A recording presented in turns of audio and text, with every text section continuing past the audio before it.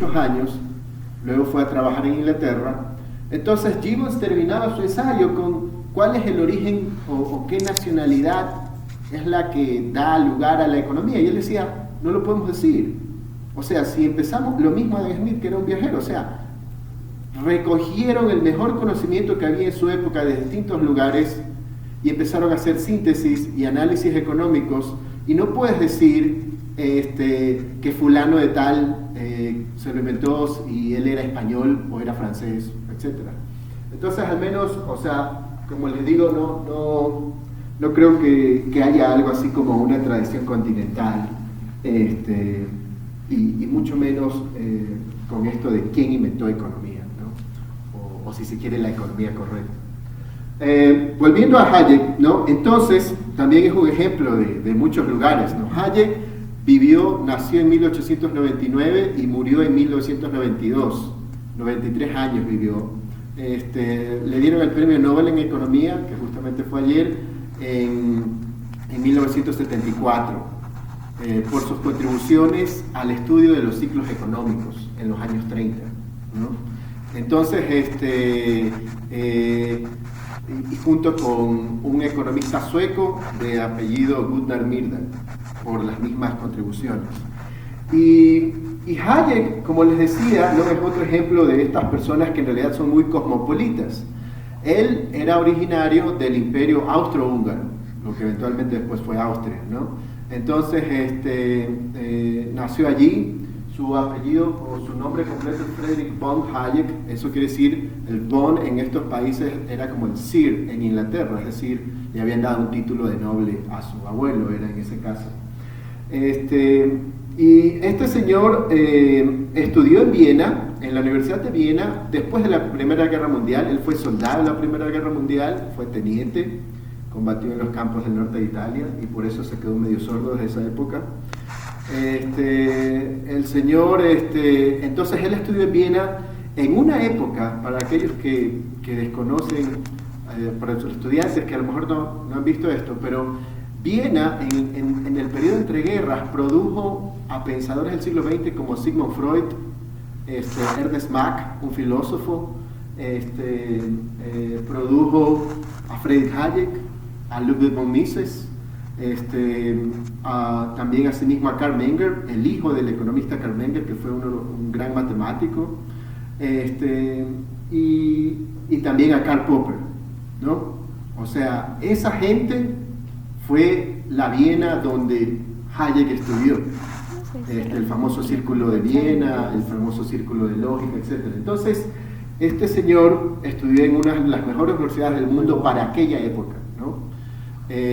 Luego además también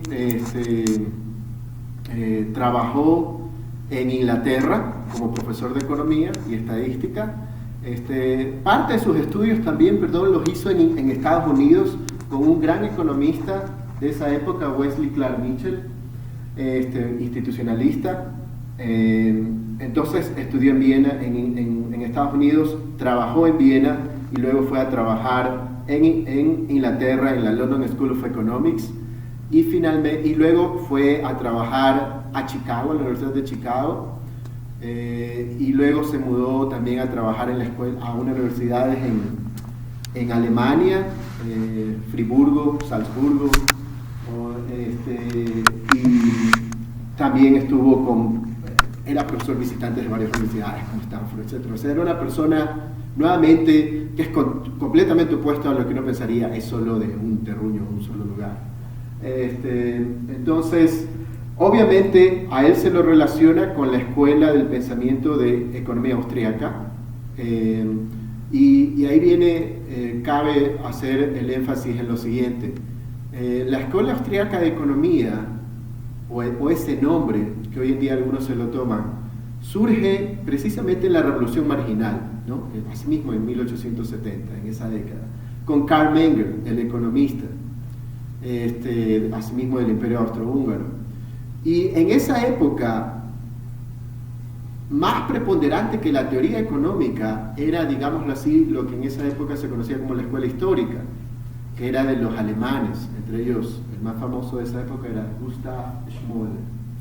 Entonces, digámoslo así, que lo que estaba ahí en esa época era toda esta recopilación enciclopédica de casos de la historia, mucho de temas agrícolas, ¿no? Del desarrollo de las ciudades, ¿no? Y por eso en Alemania hay una larga tradición de enfoque regional, de lo que ellos llaman regional science.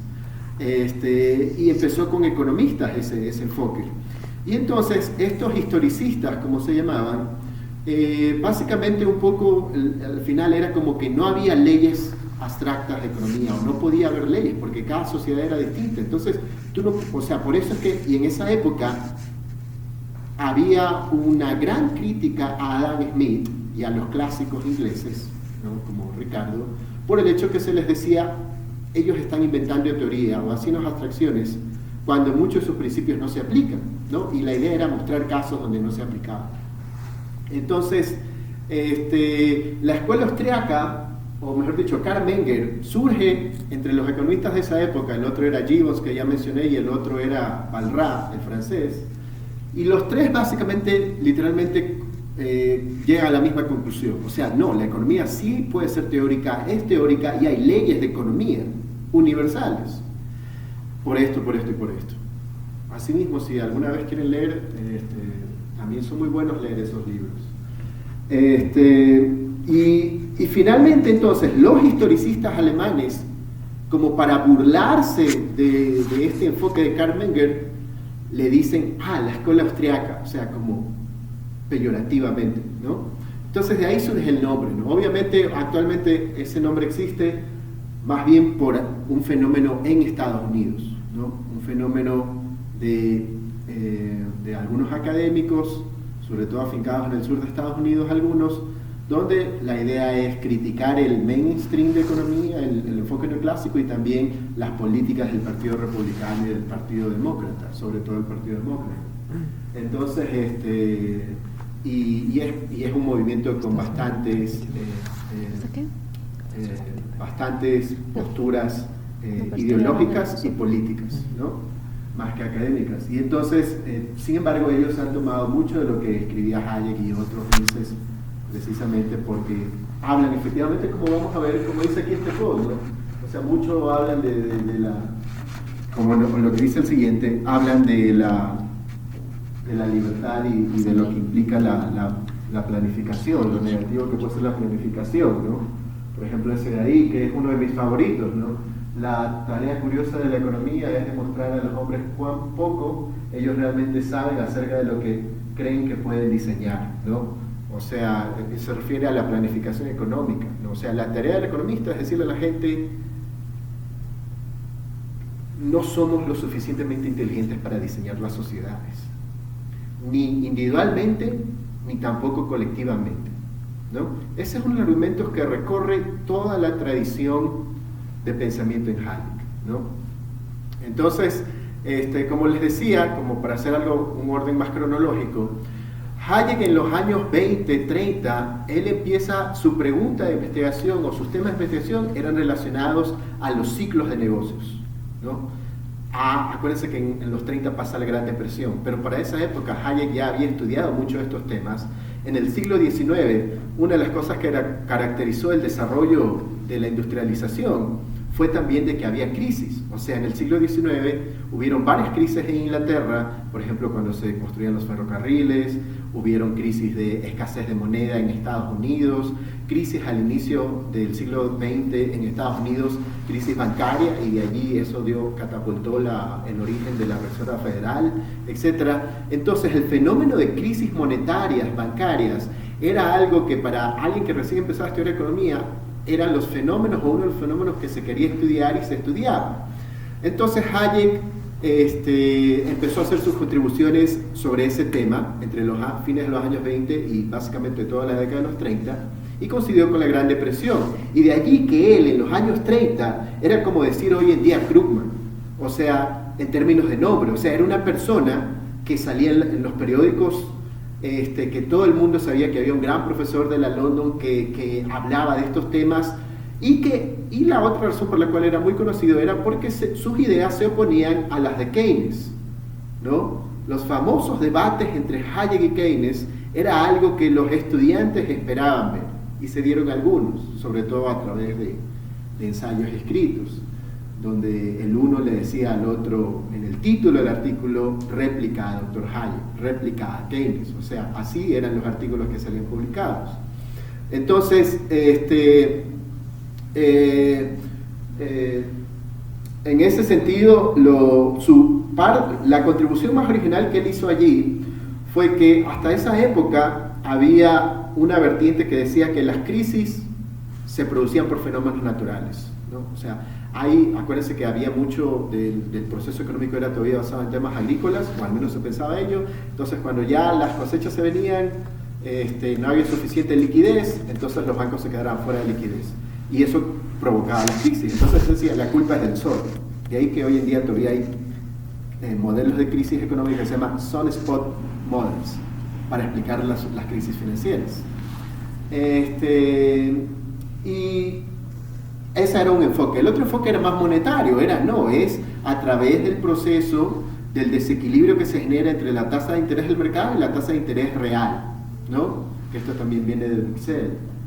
Y entonces, la contribución de Hayek en este sentido fue no solo enfocarse en la política monetaria del Banco Central o del Estado, si se quiere, o del patrón oro, sino enfocarse en las políticas del sistema bancario, ¿no? Cómo se generan divergencias o desequilibrios entre una tasa de interés de equilibrio y la tasa de mercado. Entonces, él escribió mucho sobre eso. Uno de los mejores libros que yo leí, también ya hace algunos años, se llama Prices and Production, que lo publicó Hayek en 1931. Y en ese libro se explica de una manera bien profunda, a pesar de que no utiliza matemáticas, porque él no era muy matemático, y en esa época no era atípico, ¿no? Keynes tampoco era matemático en el sentido que hoy en día entendemos economía matemática, inclusive Keynes era crítico de ella, inclusive, de econometría sobre todo. Entonces,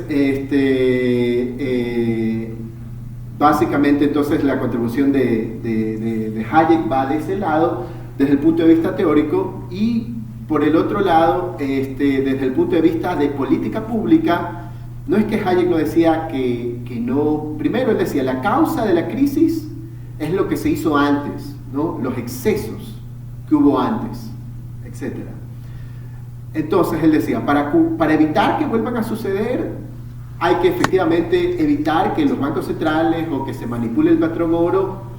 Y más bien, él era uno de los promotores de que el problema del patrón oro, él estuvo en desacuerdo. Acuérdense que en la entreguerras se empezaron a salir los grandes países del patrón oro. Él estuvo en desacuerdo en eso. Él decía, no, lo que nos hace falta es un patrón oro más estricto, de hecho. ¿Ya? Ese era. Y por el otro lado, en el muy corto plazo, obviamente él decía, no, el gobierno tiene que mantener la demanda agregada en un nivel que de tal manera que no afecte el empleo, y por lo tanto el gobierno sí tiene que intervenir, ¿no? Obviamente no era el tipo de intervención que decía Keynes, de que el gobierno o la gente el gobierno tiene que hacer obras haciendo huecos para que otros vengan y los tapen. Eso él no recomendaba, pero sí recomendaba que tenía que haber una política, digamos así, por ejemplo, subsidios al desempleo. Entonces, esa era su contribución y la razón por la cual recibió el Nobel en 1974. Luego de eso, a partir de los años 40, etc., él escribe o se enfoca más en dos temas casi paralelamente.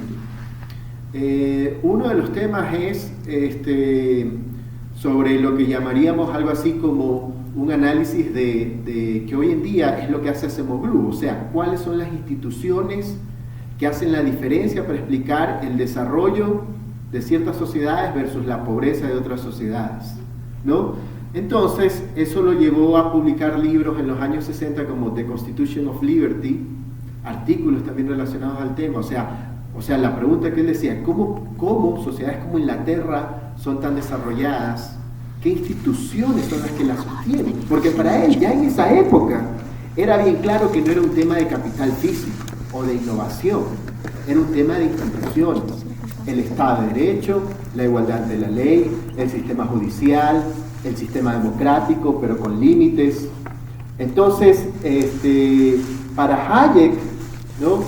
ya le digo, en ese sentido, si uno se pone a pensar que hoy en día la gente dice, no, es que Acemoglu, qué genio que es, miren, y cuando uno estudia realmente economía, uno dice, no, pues que si hay un montón de economistas que han dicho esto de hace un tiempo, ¿no? Y hay algunos ahí todavía ahí cerca de Acemoglu, como Schleifer, ¿no? O sea, que el mismo tema, o sea, las leyes, ¿no? Etcétera, etcétera. Entonces, pero Hayek efectivamente también, desde esas épocas, él escribía y publicaba de estos temas, ¿no?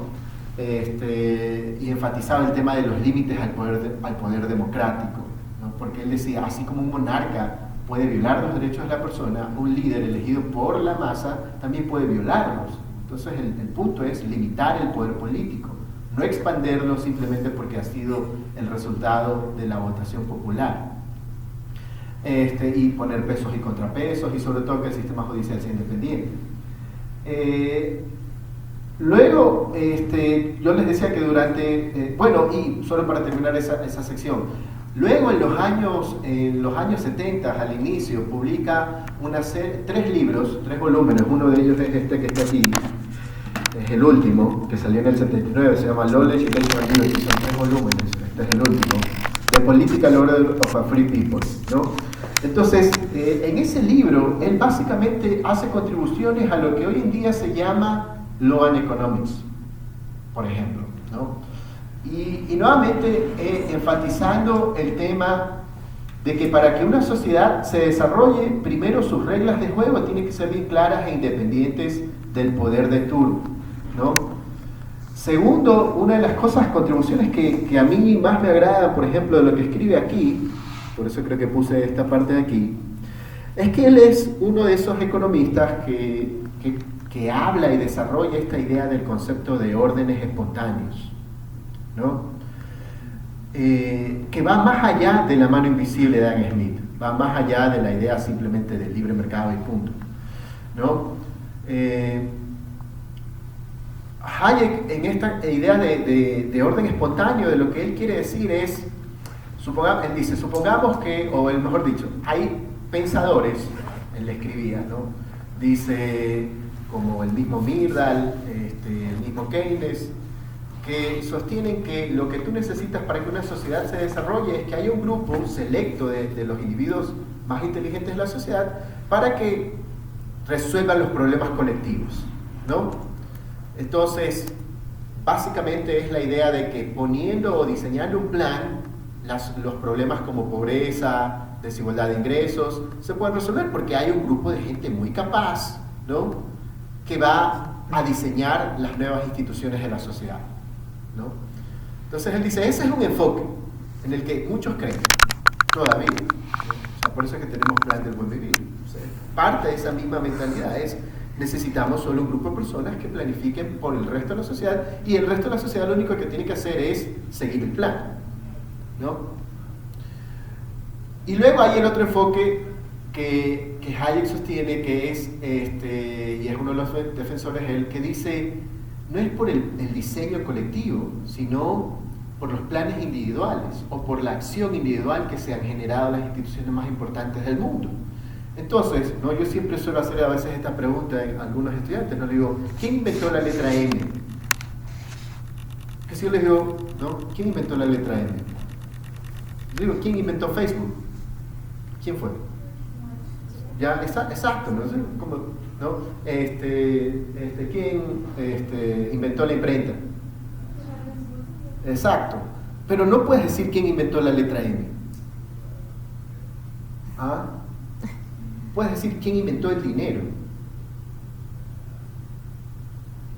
No podemos decir, ¿ya? Así mismo como de hecho no podríamos decir quién inventó la economía. Pero entonces, ¿quién inventó el dinero? No lo inventó nadie, ese es el punto. O sea, no hay un momento específico, una fecha que nosotros googleemos y diga, el 25 de enero del año 3000 a.C., un fulano de tal, que era rey de tal lado, inventó el dinero. No hay eso. O sea, es un proceso orgánico, socialmente hablando, ¿no? De abajo hacia arriba. La gente poco a poco fue dándose cuenta que el trueque no servía, que era muy limitado. Entonces la gente empezó aceptando vacas, granos de cacao, granos de café para hacer sus transacciones indirectas, ¿ya? Entonces, cuando Hayek se refiere al orden espontáneo de las instituciones, que hoy en día sirven más al bien común, se refiere a eso, ¿ya? A ese desarrollo descentralizado de las instituciones. Y lo mismo él dice, y su libro de Constitution of Liberty es todo un tratado, como de 600 páginas, para probarte que el Estado de Derecho también fue una institución de abajo hacia arriba, ¿no? A veces hubo contribuciones un poco más racionalistas, pero fue un proceso endógeno, ¿no? En sociedades como la época republicana de Roma, después de la época del Common Law en Inglaterra, etc. O sea, fue de abajo hacia arriba. Entonces, ese es uno de los temas fundamentales ahí de Hayek.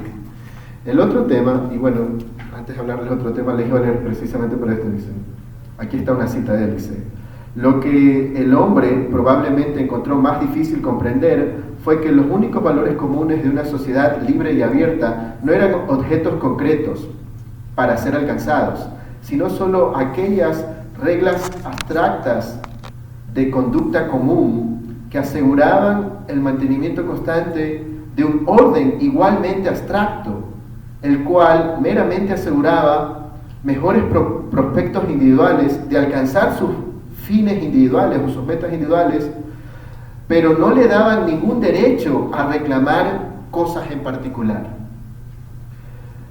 No hemos diseñado nuestro sistema económico. No fuimos lo suficientemente inteligentes para hacer aquello.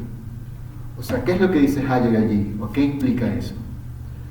Que el capitalismo no fue pues diseñado por un grupo de intelectuales ahí bien sapientes. Fue un proceso de personas comunes y corrientes, preocupadas por su entorno. Lo que hoy en día, en el lenguaje más moderno de redes, se dice, no, es que cada quien está en su hub, cada quien está en su conocimiento local, ¿no? Y hay spillovers o efectos ¿cómo se traduce spillover? Efectos de desbordamiento, ¿no? De conocimiento, de tecnología, etc. Entonces, cuando hoy en día tú le dices a alguien, no, y es que todo el conocimiento está distribuido porque mira las computadoras y el internet y el que está allá con su celular te pasa información, la gente lo cacha rápido. Hayek vio eso cuando no había pues computadoras. Él escribía exactamente de eso, ¿no? Luego el otro tema que él escribió es un poco más denso, o en general más denso, porque el otro tema hace que lo citen psicólogos y neurocientíficos, ¿no? O sea, yo he visto libros de neurocientíficos actuales donde citan estos artículos, y este libro que él escribió en 1952 publicó un libro que se llama The Sensory Order. O sea, miren que a Hayek siempre le preocupó este tema del orden, pero un orden desde abajo hacia arriba. Entonces, tiene The Political Order, The Sensory Order, y hay otro libro de 1948 que se llama Individualism and Economic Order. O sea, la pregunta de él, o lo que él trataba de entender era, ¿cómo, sin un poder centralizado, la sociedad puede tener un orden tal que se genere el bienestar máximo que se pueda generar en general, ¿no? Sin interrumpir las metas individuales de las personas? Pero es una pregunta sencilla, pero es bien difícil en realidad de tratar de responder. Entonces, el otro tema que lo preocupó a él durante sus épocas y de lo cual publicó, fue este tema del, digámoslo así, el orden mental, o si se quiere, el orden sensorial, ¿no? Entonces, y aquí viene también algo que demuestra la parte de su aprendizaje global. Cuando era todavía estudiante en Viena, él se fue a trabajar un verano con un neurocientífico de esa época, ¿no? Y parte de su trabajo como ayudante de laboratorio era abrir cabezas de cadáveres y ver cómo estaba el cerebro, ¿no? Ver qué dimensiones tenía, pesarlo, qué colores tenía, etc., ¿no? Porque así estudiaba en esa época, no había escáneres como hoy día. Entonces, hacerle los slices, ¿no? Para ver detenidamente cómo estaban las células conformadas, el cerebro, etc. Entonces, eso fue un trabajo de verano para mantenerse. Y allí él escribió un ensayo cuyo título era What is Mind? En esa época el debate era alrededor del cerebro, que es el órgano físico o biológico, si hay algo más allá que la parte biológica, física, a lo que nosotros llamamos mente. Entonces él trató de escribir un ensayo sobre ello. Lo escribió, pero ya empezó a trabajar y todo, y por sus temas lo dejó ahí guardado. Lo desempolvó como 30 años después. Y volvió a escribir el tema, y eso se convirtió en su libro de Sensory Order, publicado por la Universidad de Chicago en 1952. Y en este libro, que yo les decía, ha sido citado por neurocientíficos hoy en día, y por psicólogos, básicamente lo que él hace es tratar de explicar un concepto que voy a tratar de ahorita darles una idea, pero es bien complejo. Es la idea de que, digámoslo así, nuestra mente, nuestros procesos intelectuales o cómo nos ubicamos, cómo sé que al caminar así ahí hay una grada aunque no la vea, es porque nuestra mente, por ponerlo de una manera, va haciendo mapas de su entorno. Y esos mapas, la mente no es que me graba todo, la mente simplemente graba la parte más importante, lo que llamaríamos la parte abstracta de las cosas, del medio ambiente. Y eso le ayuda a nosotros adaptarnos al medio ambiente. Pero además también, la parte más difícil es la parte social. Nuestro cerebro interactúa con todos los otros seres humanos que están alrededor. Y entonces, el tema es que hay, la razón por la cual, por ejemplo, algunos ya los más viejos de aquí somos padres, y, por ejemplo, los niños, ¿cómo empiezan a hablar? Por imitación. No es que yo siento a mi hijo de 2 años y le digo, a ver, el núcleo del predicado es, no, ningún niño aprende a hablar así, ¿no? Aprende por imitación, por lo que ve que dice el hermano, lo que dice el papá o los otros niños que lo rodean, etc. ¿Ya? Entonces, el tema es que el niño, para la edad de 3 o 4 años, aún antes de entrar a una educación formal, tiene un dominio para su edad bastante grande de las reglas de la gramática. A pesar que si le dicen cuál es el pretérito pluscuamperfecto, no tiene ni idea, pero lo pronuncia y lo usa, sabe cómo usarlo, sabe cómo hacer provecho de ello para interactuar con los demás, ¿no? Entonces, aquí viene el tema de Hayek, es que nuestros cerebros son sistemas, primero, que te ayuden a economizar la información que requieres, porque no memorizan todo, solo la parte abstracta de las cosas. Y luego son formas que nos permiten percibir o anticipar lo que hacen los otros, porque nuestro cerebro desde niños formamos lo que se llaman teorías de la mente, ¿no? Entonces, ¿cómo yo anticipo lo que otro va a hacer o quiere decir al verle el rostro o al verle sus gestos?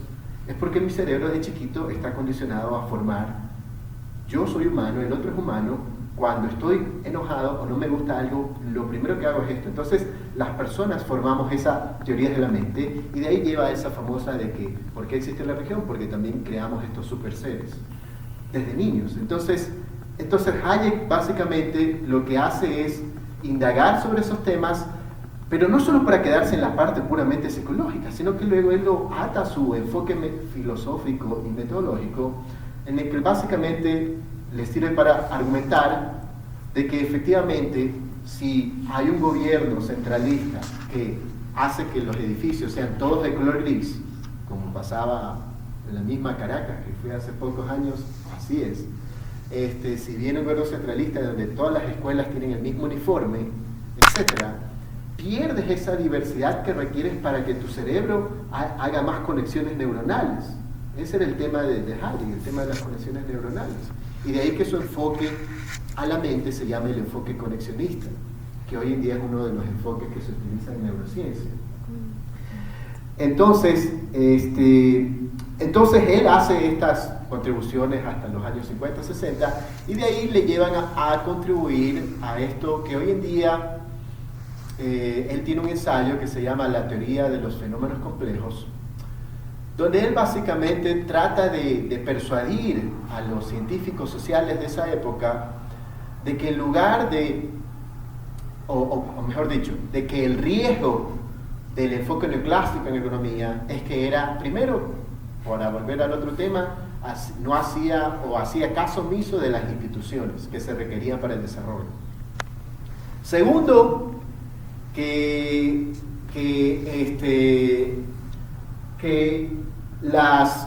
todo este tema de planificación, etcétera, mermaba de una u otra manera la capacidad del ser humano para innovar y generar nuevas ideas, ¿no?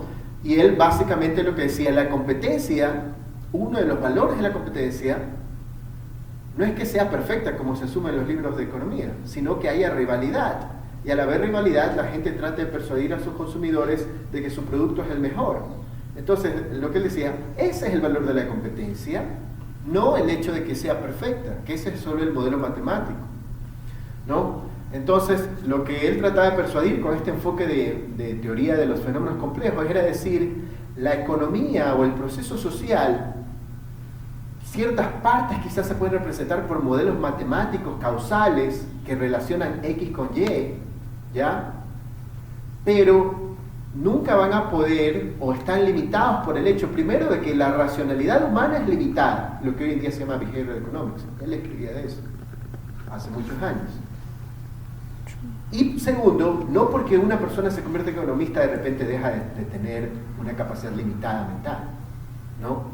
Entonces, o deja de tener sesgos. Entonces él enfatizaba, no puede ser que simplemente porque se formula un modelo matemático de la economía, como los modelos de equilibrio general, se piense que eso se tiene que utilizar para diseñar una sociedad. Y eso no es trivial, porque miren lo que sucede. Yo les dije que uno de los debates de Hayek fue con Keynes.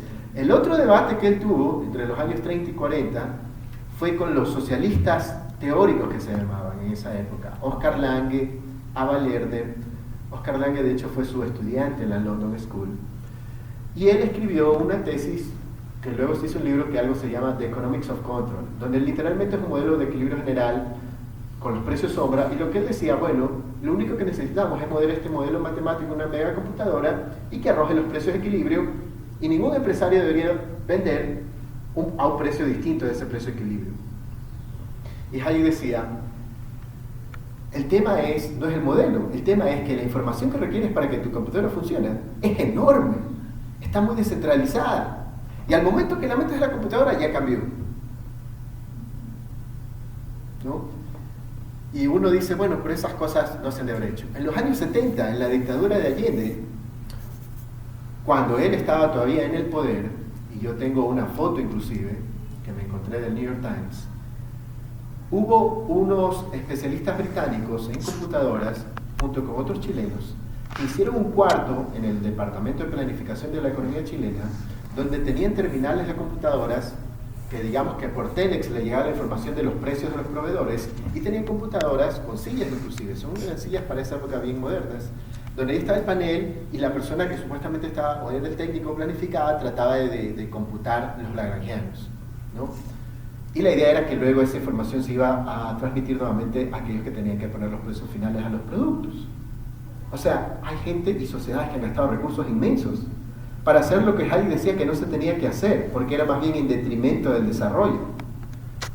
Y de allí que él haya estado envuelto, para bien o para mal, también o a veces siendo identificado, como les decía al inicio, por movimientos más ideológicos relacionados al tema de la libertad, o de lo que en Estados Unidos se llama libertarianismo. Entonces, pero en realidad no, Hayek como economista en esa parte, si se quiere, es muy estándar. O sea, él estaba consciente de las externalidades, de los riesgos del monopolio. De hecho, el primer libro que leí de él fue La desnacionalización del dinero, que lo publicó en los años 70. Y en ese libro básicamente es un libro para decir que los bancos centrales son un monopolio de la moneda. Y si como economistas pasamos enseñándole a la gente que los monopolios son malos porque generan pérdidas de bienestar, ¿cómo no podemos hacer el siguiente paso y decir el Banco Central también es un monopolio y por lo tanto inevitablemente genera pérdidas de bienestar? Entonces para él era simplemente un tema de intereses, ¿no?, burocráticos y del Estado, seguir manipulando la moneda. Y entonces ese es otro de los temas que él también trató de contribuir casi también hacia el final. El último libro que escribió y con eso termino fue La fatal arrogancia, los errores del socialismo, ¿no? que se publicó en 1988, o sea, ya cuando tenía 89 años. Y una de las cosas que dice Aquino, dice, escuchen bien, dice, la mente no es guía, sino más bien producto de la evolución cultural y se basa más en la imitación que en la intuición y la razón, ¿no? Nuevamente un enfoque, como diría aquí uno de sus profesores, Diego Grijalva y Heber, o sea, es un enfoque de que la mente tiene tantos sesgos y que en realidad en el día a día nos manejamos es más por heurísticas, por reglas que aprendemos, ¿no?, de nuestros padres y ellos a su vez de sus abuelos. Pero cuando le preguntas a tu papá, ¿y por qué?, no te puede responder por qué, simplemente te dice, no, es que tienes que hacerlo, ¿no? Y es parte de lo que él decía de las reglas abstractas que sostienen y dan desarrollo a la sociedad. Con eso, entonces, si tienen algunas preguntas o algo, solo como una nota personal, cuando me dijeron que de quién quería hablar para este tema, obviamente lo elegí a Hayek, porque, y eso muchas veces yo también les digo a los estudiantes, tengo el privilegio, porque es un privilegio, de poder decir que me he leído básicamente todo lo que él ha escrito. Artículos, libros, entrevistas, videos que logré encontrar de él, etc. E incluso libros que se han escrito sobre él. Y eso es bueno porque además que te ayuda a definirte como economista, pienso que es un buen hábito en general, en el sentido de cuando dices, ¿y por qué lo digo esto? Porque yo en Ecuador al menos me he encontrado con gente que dice marxista, que es marxista. Y yo le he preguntado, porque si he leído unos cuantos libros de Marx, y has leído esto y esto, ¿qué te parece? Y en realidad no han leído. O te dicen, soy keynesiano, porque a lo mejor en la universidad tomaron una clase de macroeconomía con algún autor keynesiano, pero cuando dicen, ¿has leído a Keynes? ¿Has leído la teoría general del desempleo? ¿Has leído su tratado sobre reforma monetaria? O su libro Las consecuencias económicas de la paz, que es uno de los mejores que hay sobre los peligros de la inflación, etcétera. Y te dicen, no. Entonces, ¿cómo puede ser keynesiano? ¿Cómo puede ser marxista? Entonces, creo que ese también es un buen hábito que deben adoptar. Solo para terminar, también una anécdota personal. Otro privilegio que tuve fue conocer a varias personas que lo conocieron a él y que fueron sus estudiantes, pero a una de esas personas que conocí es un economista ya retirado, debe tener por encima de los 70 años, un sueco de UCLA, que lo conocí en Europa y también en mi universidad para hacer un visiting. El nombre de él es Axel, el apellido es sueco, cosa que es bien difícil pronunciarlo, ¿ok? Lo voy a decir ahí. Y este señor me dijo que efectivamente él era amigo personal de Hayek y hablé horas con él por todo el interés y las anécdotas que me contó. Y una cosa que me contó es que me decía, Hayek estaba muy molesto porque en Estados Unidos se hizo todo un movimiento del Partido Libertario donde se utilizaba mucho de lo que a veces él escribía o había dicho, a veces hasta en conferencias de radio, y se utilizaba de una manera propagandística. Entonces Hayek, él se separó de eso, pero él no podía separar o no podía prohibir que la gente utilice lo que él escribió sobre ellos. Bueno, entonces con eso acabo. Gracias.